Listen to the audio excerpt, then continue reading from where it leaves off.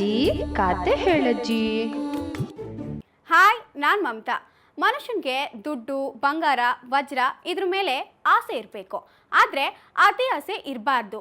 ಮನುಷ್ಯ ತಾನು ಮುಟ್ಟಿದ್ದೆಲ್ಲ ಚಿನ್ನ ಆಗಬೇಕು ಅನ್ನೋ ಆಸೆ ಇಟ್ಕೊಂಡ್ರೆ ಅವನ ಗತಿ ಏನಾಗುತ್ತೆ ಅಂತ ಬನ್ನಿ ನೋಡೋಣ.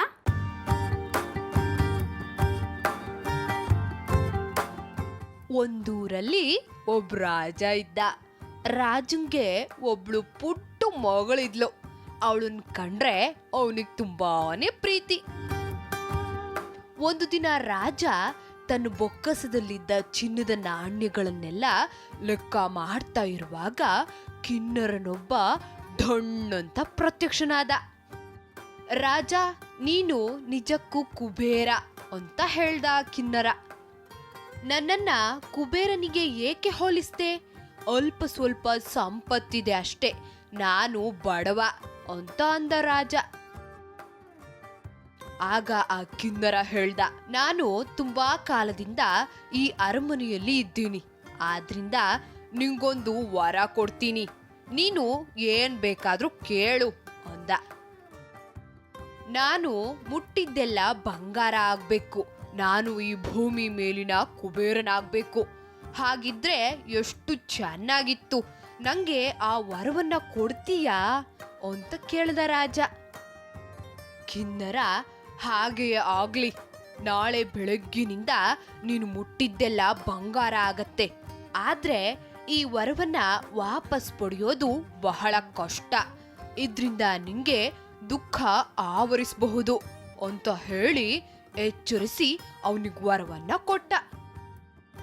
ರಾಜಂಗೆ ತುಂಬಾನೇ ಖುಷಿ ಆಗ್ಬಿಡ್ತು. ಅವನು ರಾತ್ರಿಯೆಲ್ಲ ನಿದ್ರೆ ಇಲ್ದೆ ಬೆಳಗಾಗೋದನ್ನೇ ಕಾಯ್ತಾ ಇದ್ದ. ಬೆಳಗಾಗುತ್ತಲೇ ಅವನು ಮೇಲೆದ್ದ, ತನ್ನ ಮಂಚುವನ್ನ ಮುಟ್ಟಿದ. ಅದು ತಕ್ಷಣ ಚಿನ್ನದ ಮಂಚುವಾಯ್ತು. ಅಲ್ಲಿಂದ ನೇರವಾಗಿ ಉದ್ಯಾನವನಕ್ಕೆ ಹೋದ. ಅಲ್ಲಿನ ಗಿಡ ಮರ ಹೂಗಳನ್ನೆಲ್ಲ ತನ್ನ ಕೈಯಿಂದ ಮುಟ್ಟಿದ. ಅವು ಕೂಡ ಬಂಗಾರದ ಗಿಡಗಳಾದ್ವು. ಅವನ ಮೈ ಮೇಲಿದ್ದ ಬಟ್ಟೆಗಳು ಚಿನ್ನವಾಗಿ ಹೋಯ್ತು. ರಾಜಂಗೆ ಇನ್ನು ತನ್ನಷ್ಟು ಐಶ್ವರ್ಯವಂತ ಇಡೀ ಭೂಮಿಲಿ ಇಲ್ಲ ಅನ್ನೋ ಸೊಕ್ಕು ಬಂದಾಯ್ತು. ರಾಜಂಗೆ ಹಸಿವಾಯ್ತು. ತಕ್ಷಣ ಆತನಿಗೆ ಉಪಹಾರದ ವ್ಯವಸ್ಥೆನೂ ಕೂಡ ಮಾಡಲಾಯಿತು. ತಟ್ಟೆಯಲ್ಲಿ ಆಹಾರವನ್ನ, ಕೇಸರಿ ಹಾಕಿದ ಹಾಲಿನ ಲೋಟವನ್ನು ಸೇವಕ ತಂದಿಟ್ಟ. ಆ ಆಹಾರವನ್ನ ರಾಜ ತಿನ್ನೋಕೆ ಅಂತ ಮುಟ್ಟದ. ಆದ್ರೆ ಅದು ಕೂಡ ಚಿನ್ನವಾಯ್ತು. ಹಾಲು ಕುಡಿಯಲು ಹೋದ್ರೆ ಅದು ಕೂಡ ಬಂಗಾರವಾಯ್ತು. ಈಗ ಅವನು ಗಾಬರಿಗೊಂಡ. ತಿಂಡಿ ತಿನ್ನದೆ, ಊಟ ಮಾಡದೆ ಇರುವುದಾದ್ರೂ ಹೇಗೆ ಅಂತ ಚಿಂತಿಸುವಾಗ ಅವನು ಮುದ್ದಿನ ಮಗಳು ಅಪ್ಪ ಅಪ್ಪ ಎಂದು ಕೂಗುತ್ತಾ ಓಡಿ ಬಂದ್ಲು. ಇವನು ಅವಳನ್ನ ಮುಟ್ಟಿದ ತಕ್ಷಣ ಅವಳು ಕೂಡ ಚಿನ್ನದ ಗೊಂಬೆ ಆಗಿ ಹೋದ್ಲು. ಇದನ್ನು ಕಂಡ ರಾಜ ಅಳಲಾರಂಭಿಸ್ದ. ಆಗ ಕಿನ್ನರ ಪ್ರತ್ಯಕ್ಷನಾದ. ಯಾಕೆ ಅಳ್ತಾ ಇದ್ದೀಯಾ ರಾಜ ಎಂದು ಕೇಳ್ದ.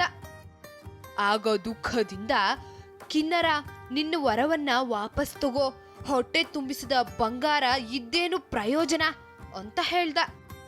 ಕಿನ್ನರ ನಗುತ್ತಾ, ನಿನಗೆ ಬೇಕಾದಾಗ ವರ ಕೊಡೋಕೆ, ಬೇಡವೆನಿಸ್ದಾಗ ಹಿಂಪಡೆಯೋಕೆ ಆಗೋದಿಲ್ಲ ಅಂದ. ಹಾಗಾದ್ರೆ ಏನ್ ಮಾಡೋದು ಅಂತ ರಾಜ ಕಿನ್ನರನನ್ನ ಕೇಳಿದಾಗ ಕಿನ್ನರ ಹೇಳ್ದ, ಇಲ್ಲಿಂದ 7 ಪರ್ವತಗಳನ್ನ ದಾಟಿ ಹೋದಾಗ ಒಂದು ದ್ವೀಪ ಸಿಗತ್ತೆ.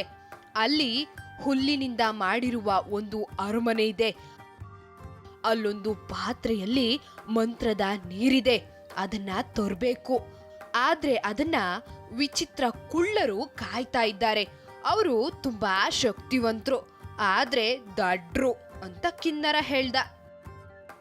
ಆಗ ರಾಜ ಅದನ್ನ ತರೋಕೆ ಅಂತ ತನ್ನ ಸೈನ್ಯವನ್ನ ಕಳಿಸ್ದ.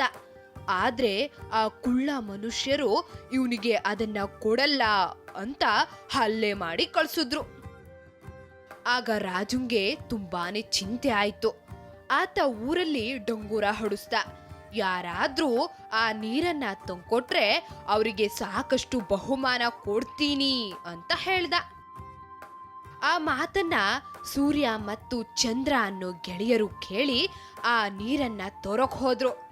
ಸೂರ್ಯ ಕೈಯಲ್ಲೊಂದು ಬೆಂಕಿನ ಪೊಂಜನ್ನ ಹಿಡಿದ್ ನಡೆದ್ರೆ ಚಂದ್ರ ಒಂದು ಕತ್ತರಿಯನ್ನ ತಗೊಂಡ್ ಹೋದ. ಪರ್ವತಗಳನ್ನ ದಾಟಿ ಸಾಗಿದಾಗ ಅವರಿಗೆ ಹುಲ್ಲಿನ ಅರಮನೆ ಸಿಕ್ತು. ಆಗ ಇವರು ಒಳ ಹೊಕ್ಕಾಗ ಸಾವಿರಾರು ಕುಳ್ಳ ಮನುಷ್ಯರಿದ್ರು.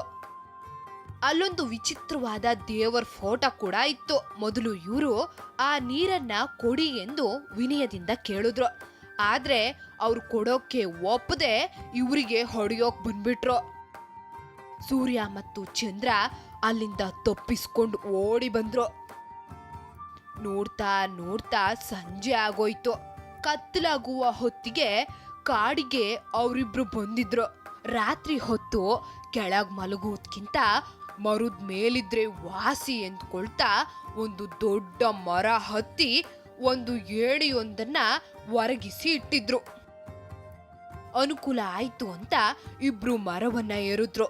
ಆಗ ಅವರಿಬ್ರಿಗೊಂದು ಚೀಲ ಸಿಕ್ತು. ಅದರಲ್ಲಿ ವಿಚಿತ್ರವಾದ ಬಟ್ಟೆಗಳಿದ್ವು. ಇದನ್ನ ನೋಡಿ ಅವರಿಬ್ರಿಗೊಂದು ಉಪಾಯ ಬಂತು.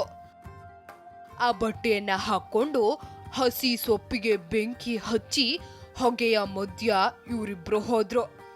ಆಗ ಕುಳ್ಳರಿಗೆಲ್ಲ ಭಯ ಆಗೋಕ್ ಶುರುವಾಯ್ತು. ಯಾರ್ ನೀವು ಅಂತ ಕುಳ್ರು ಕೇಳಿದಾಗ ನಾವು ದೇವರು, ನಮಗೆ ಪಾತ್ರೆಯಲ್ಲಿನ ಪವಿತ್ರ ನೀರು ಬೇಕಾಗಿದೆ ಅಂತ ಹೇಳಿದ್ರು. ಆಗ ಅವರಿಬ್ರಲ್ಲೊಬ್ಬ ಅದನ್ನ ತಂದು ಕೊಟ್ಟು ಕೈ ಮುಗಿದು ಕಳಿಸಿಕೊಟ್ಟ. ಆ ನೀರನ್ನ ತಂದು ರಾಜ್ಕುಮಾರಿಯ ಪ್ರತಿಮೆಗೆ ಸೋಕಿದಾಗ ಅವಳು ಮೊದಲಿನಂತಾದ್ಲು. ಮಾತಿನಂತೆ ರಾಜ ಈ ಗೆಳೆಯರಿಗೆ ಸಾಕಷ್ಟು ಬಹುಮಾನವನ್ನ ಕೊಟ್ಟು ಕಳಿಸ್ದ. ಶಕ್ತಿಯಿಂದ ಸಾಧ್ಯವಾಗದೇ ಇರೋದನ್ನ ಯುಕ್ತಿಯಿಂದ ಪ್ರಯತ್ನ ಮಾಡಿದ್ರೆ ಯಶಸ್ಸು ಸಿಗುತ್ತೆ ಅನ್ನೋದನ್ನ ಇವರು ತೋರಿಸಿದ್ರು. ಮಕ್ಕಳೇ, ಇದರಿಂದ ಏನ್ ನೀತಿ ತಿಳಿಯುತ್ತೆ ಗೊತ್ತಾ? ಜೀವನದಲ್ಲಿ ದುಡ್ಡು ಬಂಗಾರ ಒಂದೇ ಎಲ್ಲವೂ ಅಲ್ಲ. ಸಾಧಕ ವಿದ್ಯೆ, ಬೋಧಕ ದ್ರವ್ಯ ಅನ್ನೋ ಹಾಗೆ ಎಲ್ಲವನ್ನ ಸಿರಿವಂತಿಕೆಯಲ್ಲಿ ಅಳೆಯುವುದು ಸಮಂಜಸ ಅನ್ನಿಸೋದಿಲ್ಲ.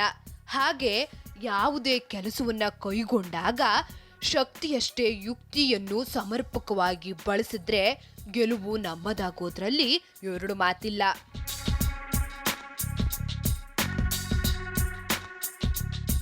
ಹಾ, ಎಂಥ ಪರಿಸ್ಥಿತಿಲೂ ಜಾಣ್ಮೆನ ಉಪಯೋಗಿಸಿದ್ರೆ ಪಾರಾಗಬಹುದು ಅಲ್ವಾ? ಈ ಗೆಳೆಯರಂತೂ ನೀರು ಕುಡ್ದಂಗೆ ಪ್ರಾಬ್ಲಮ್ನ ಸಾಲ್ವ್ ಮಾಡಿದ್ರು. ನೀರು ಅಂತಿದಂಗೆ ಇವತ್ತು ನೀರಿನ ಬಗ್ಗೆ ಮಾಹಿತಿನ ನೋಡೋಣ ಅಂತ ಅನಿಸ್ತದೆ. ಬನ್ನಿ ಜೀವಜಲದ ಬಗ್ಗೆ ತಿಳಿಯೋಣ. ಏನೋ ಇದು ಫುಲ್ ಟೆನ್ಷನ್ ಅಲ್ಲಿದ್ಯಾ?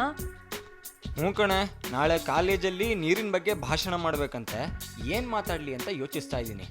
ಓ, ಒಂದ್ ಕೆಲ್ಸ ಮಾಡು, ಸಾಮಾನ್ಯವಾಗಿ ಯಾರಿಗೂ ಗೊತ್ತಿಲ್ಲದೆ ಇರುವಂತ ವಿಚಾರಗಳನ್ನು ಹೇಳು. ಆಗ ನೀನೇ ವಿನ್ ಆಗ್ತೀಯ. ನನಗೆ ಒಂಚೂರು ಹೇಳ್ತೀಯಾ? ನಿಂಗೇನು ಗೊತ್ತಿದೆ ಅದೆಲ್ಲ? ಕೇಳು, ಭೂಮಿ ಮೇಲೆ ನೆಲಕ್ಕಿಂತ ಜಾಸ್ತಿ ನೀರೇ ಇದೆ. ಹಾ, ಹಾಗೆ ಒಟ್ಟು ನೀರಿನಲ್ಲಿ ಓನ್ಲಿ 1% ಮಾತ್ರ ಬಳಕೆಗೆ ಯೋಗ್ಯವಾದುದು, ಗೊತ್ತಾ? ಅಷ್ಟೇನಾ? ದಿನಾಲೂ ನಾವು ಎಷ್ಟೆಲ್ಲ ನೀರನ್ನು ಉಪಯೋಗ ಮಾಡ್ತೀವಲ್ವಾ? ಹೌದು. ಬೆಳಗ್ಗೆ ಬ್ರಷ್ ಮಾಡೋದ್ರಿಂದ ಹಿಡಿದು ಸ್ನಾನ, ತಿಂಡಿ, ಊಟ, ಕ್ಲೀನಿಂಗು, ಅದು ಇದು ಅಂತ ಸಾಕಷ್ಟು ಬಳಸ್ತೀವಿ. ನೀರಿಲ್ಲ ಅಂದ್ರೆ ಬದುಕೋದು ಕಷ್ಟನಪ್ಪ. ನಿಂಗೆ ಗೊತ್ತಾ, ಜಗತ್ತಲ್ಲಿ 3.4 ಮಿಲಿಯನ್ ಜನ ನೀರಿಗೆ ಸಂಬಂಧಿಸಿದ ಕಾಯಿಲೆಯಿಂದ ಸಾಯೋದು ಅಂತ. ಯಪ್ಪ, ಹೇಗದು? ಎಲ್ಲಾ ಕಡೆ ನೀರು ಚೆನ್ನಾಗಿರಲ್ಲ ಆಯ್ತಾ? ಹಾಗೆ ಮನುಷ್ಯ ಕೂಡ ನೀರಿನ ಬಗ್ಗೆ ಸರಿಯಾಗಿ ಕಾಳಜಿ ತಗೊಳ್ತಾ ಇಲ್ಲ.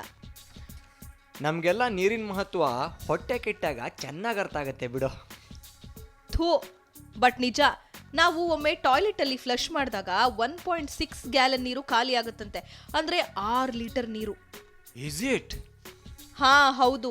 1 ಲೀಟರ್ ಬಿಸಿ ನೀರು ಹಾಗೆ 1 ಲೀಟರ್ ತಂಪಾದ ನೀರನ್ನ ಇಟ್ರೆ ಬಿಸಿನೀರಿಗಿಂತ ತಂಪಾದ ನೀರು ತೂಕದಲ್ಲಿ ಜಾಸ್ತಿ ತೋರ್ಸುತ್ತಂತೆ.